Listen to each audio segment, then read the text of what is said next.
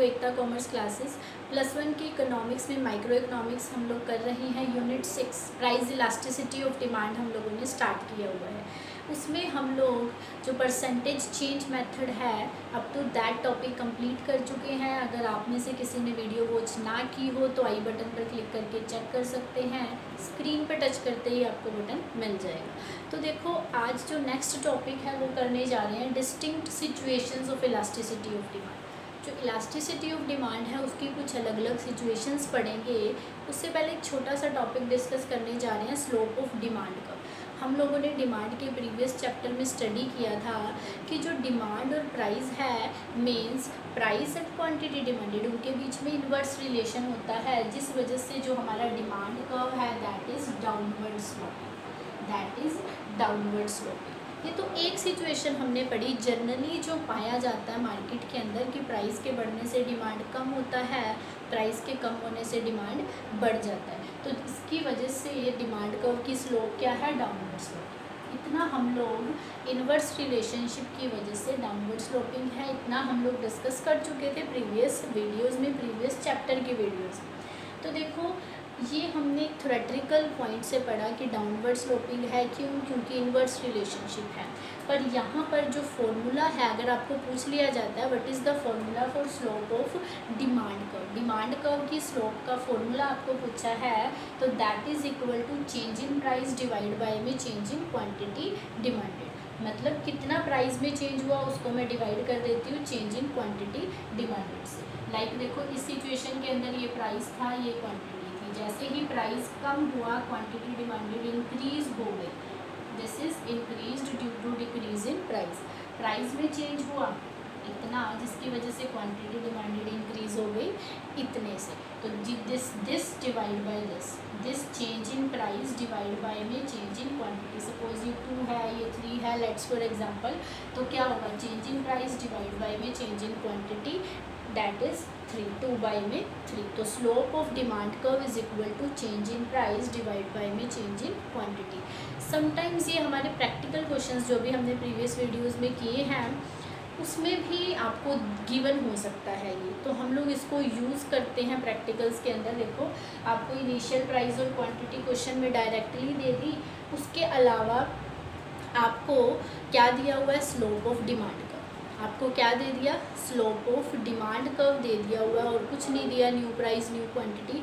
तो हम उसी की हेल्प से, सपोज इनिशियल प्राइस 1 है, इनिशियल क्वांटिटी 2 है और जो स्लोप ऑफ डिमांड कर्व है वो हमें 3 दे दिया और वो बोल रहा है फाइंड करो इलास्टिसिटी ऑफ डिमांड।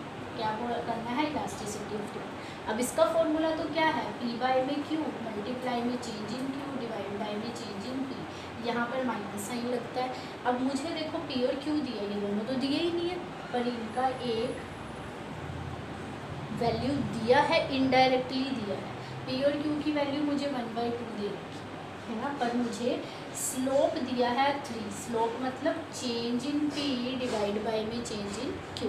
और मुझे यहाँ पे चाहिए क्या है, इसका इन्वर्स, ये ऊपर ये नीचे। तो मैं स्लोप का इन्वर्स करके यहाँ पे पुट करूँगी, मतलब इसकी जगह पे मैं 1 स्लोप भी कर सकती हूँ। तो मेरे पास आया 1/2 मल्टीप्लाई स्लोप की वैल्यू 3 थी तो 1/6 आ गया। डेसिमल में कैलकुलेट करेंगे तो हमारे पास आएगा 0.1 समथिंग आ जाएगा, मतलब लेस देन यूनिटरी वाला केस है ये। तो यहाँ पर हमने क्या देखा कि क्वेश्चन में आपको स्लोप दिया, इनिशियल प्राइस दिया, इनिशियल क्वांटिटी दी है, पर उसके अलावा कुछ नहीं दिया। हम कंफ्यूज कि क्वेश्चन कैसे सॉल्व करना है, स्लोप दिया है, स्लोप का इन्वर्स पुट करेंगे change in Q divide by में चेंज इन P की प्लेस पे, क्योंकि ये देखो इन्वर्स है, ये स्लोप ये है पर एक्चुअल फॉर्मूले में ये है, तो हम स्लोप का इन्वर्स कर देंगे और रेसिप्रोकल करेंगे और पुट कर देंगे। तो ये जो स्लोप ऑफ डिमांड कर्व है फॉर्मूला क्या है, change in P divide by में चेंज इन Q। 1 मार्क्स में भी पूछा जा सकता है, आपको प्रैक्टिकल्स में भी हेल्पफुल रहेगा। तो अभी हम नेक्स्ट करेंगे distinct situations of elasticity of demand. ये स्टूडेंट्स, तो जो फर्स्ट सिचुएशन है हमारी इलास्टिसिटी ऑफ डिमांड की, first situation is horizontal straight line demand curve और परफेक्टली इलास्टिक डिमांड। इसको हम परफेक्टली इलास्टिक डिमांड भी बोलते हैं। देखो कर्व हम लोगों को नाम से पता चल रहा है horizontal. Horizontal means parallel to ground, ground के पैरेलल और पैरेलल टू एक्स एक्सिस बनेगा, और इसको हम परफेक्टली इलास्टिक डिमांड कर्व बोलते हैं। देखो इसकी जो लॉजिक है वो ध्यान से सुनना। परफेक्टली इलास्टिक मतलब इलास्टिक की तरह हम लोग डिमांड को कितना भी बढ़ा सकते हैं, कितना भी कम कर सकते हैं, लाइक इलास्टिक। मत पर जो प्राइसेस हैं दैट विल बी कांस्टेंट, मतलब कुछ गुड्स ऐसी होती हैं जिनका मार्केट के अंदर प्राइसेस कांस्टेंट रहता है। कांस्टेंट प्राइस पे डिमांड इतनी भी हो सकती है, इतनी भी और इतनी भी हो सकती है। तो इट मीन्स कि यहाँ पर डिमांड क्या होती है, परफेक्टली इलास्टिक। और कर्व कैसा बनता है, horizontal straight line means parallel to X axis. और जो इलास्टिसिटी ऑफ डिमांड की वैल्यू है दिस इज इन्फिनिटी। इन्फिनिटी मतलब डिमांड को हम लोग अनलिमिटेड एक्सटेंट तक बढ़ा सकते हैं पर कांस्टेंट प्राइस पे। तो देखो कर्व हमने क्या किया, एज इट इज़ वैसे ही एक्स एक्सिस पे क्वांटिटी ली, वाई एक्सिस पे प्राइस लिया।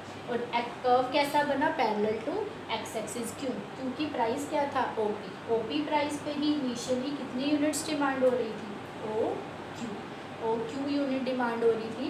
बट इसी प्राइस पे ही, ओपी प्राइस पे ही डिमांड बढ़ के ओ क्यू से ओ क्यू 1 भी हो सकती है और ओ क्यू से ओ क्यू 2 भी हो सकती है। बट प्राइसेस में कोई चेंज नहीं आएगा। इट मीन्स डिमांड को कम बढ़ाया भी जा सकता है, कम भी और भी इंक्रीज किया जा सकता है। इट मीन्स जो कर्व है, डिमांड कर्व जो है that will be parallel to X axis और horizontal in case of horizontal straight line demand curve, और in case of perfectly elastic demand curve value क्या है, इलास्टिसिटी ऑफ डिमांड की infinity. ये 1 marks में हम लोगों को पूछे जाते हैं कि परफेक्टली इलास्टिक के केस में इलास्टिसिटी ऑफ डिमांड की वैल्यू इन्फिनिटी। जो कर्व है उसका नेचर क्या होगा, डिमांड कर्व का पैरेलल टू एक्स एक्सिस और हॉरिजॉन्टल। इस तरह के क्वेश्चन पूछे जाते हैं। कर्व भी पूछा जा सकता है कि बना के दिखाओ, तो इसलिए आपको क्लियर होना चाहिए। This is the first situation. Second situation discuss करते हैं। यस, तो सेकंड सिचुएशन देखो, पिछला था horizontal straight line means parallel to X axis. This is vertical straight line demand curve means, vertical means ऊपर से नीचे, तो वाई एक्सिस के पैरेलल होगा। And it is also called perfectly inelastic. This is called perfectly inelastic demand. Perfectly inelastic, और इसमें जो elasticity of demand की वैल्यू क्या रहती है, 0। देखो क्या है, कर्व कैसा बनेगा, vertical straight line means parallel to Y axis, और इसे क्या बोला जाता है, परफेक्टली इन इलास्टिक डिमांड। और value of elasticity of demand is 0। Perfectly inelastic क्यों बोल रहे हैं, इन इलास्टिक मतलब ये इलास्टिक की तरह नहीं है कि हम इसे कितना भी बढ़ाएं, कितना भी कम करें, जबकि क्या है, इन इलास्टिक। ना हम इसको बढ़ा सकते, ना हम इसको कम कर सकते, चाहे प्राइस बढ़े, चाहे प्राइस कम हो, चाहे प्राइस कांस्टेंट रहे। मतलब डिमांड क्या है, कांस्टेंट।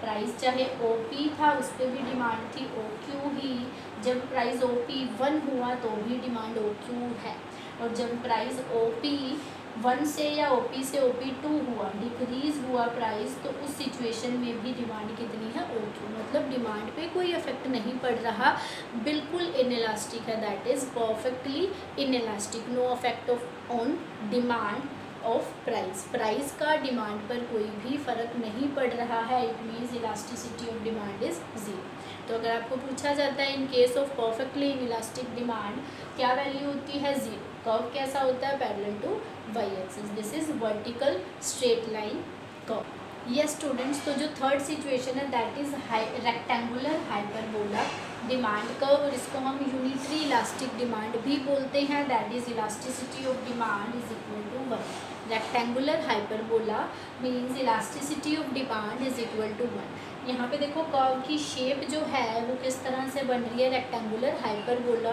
की तरह बन रही है। और इसमें सिचुएशन क्या होती है, जैसे प्रीवियस केसेस में हमने फर्स्ट केस में कहा डिमांड को कितना भी बढ़ा सकते हैं, प्राइस क्या रहेगा, कांस्टेंट। सेकंड सिचुएशन में जो कि वर्टिकल स्ट्रेट लाइन थी उसमें हमने कहा क्वांटिटी कांस्टेंट रहेगी, प्राइस को कितना भी चेंज कर सकते हैं। पर इस सिचुएशन में देखो क्या होता है, जितने परसेंटेज से प्राइस में चेंज आता है उतने ही परसेंटेज से क्वांटिटी भी चेंज होती है। मीन्स जो चेंज इन प्राइस है that will give equal change in quantity. जितना प्राइस में परसेंटेज चेंज आएगा उतना ही क्वांटिटी की परसेंटेज में भी चेंज आएगा। Means percentage change in price is equal to percentage change in quantity. और हम इस तरह से भी लिख सकते हैं कि क्वांटिटी उतना ही चेंज होगी जितना कि प्राइस चेंज हुआ था, जिस वजह से कर्व कैसा बन जाता है, रेक्टेंगुलर हाइपरबोला। देखो इनिशियली जो प्राइस था दैट वाज ओपी और यूनिट्स जो डिमांड हो रही थी ओपी, तो ये पॉइंट था हमारा ए। पर जैसे ही क्या हुआ, प्राइस ओपी से OP1 डिक्रीज हुआ, क्वांटिटी OQ से OQ1 इंक्रीज हो गई। देखो ये सेम लेवल से बढ़ रही है क्वांटिटी, तो जिस वजह से ये पॉइंट बी हमारा बना। तो कर्व कैसा बन रहा है, इन दोनों को ज्वाइन करके रेक्टेंगुलर हाइपरबोला। तो कब होता है ऐसा, जब percentage change in quantity is equal to percentage change in price. This is the situation of unitary elastic demand curve और यूनिटरी इलास्टिक डिमांड या फिर रेक्टेंगुलर हाइपरबोला डिमांड कर्व। इसके अलावा दो और सिचुएशंस होती हैं, elasticity of demand greater than unity और less than unity. Elasticity of demand greater than unity और लेस देन यूनिटी, ये हमारे सिलेबस में कर्व्स तो नहीं है इसका, पर आपको जनरली पता होना चाहिए।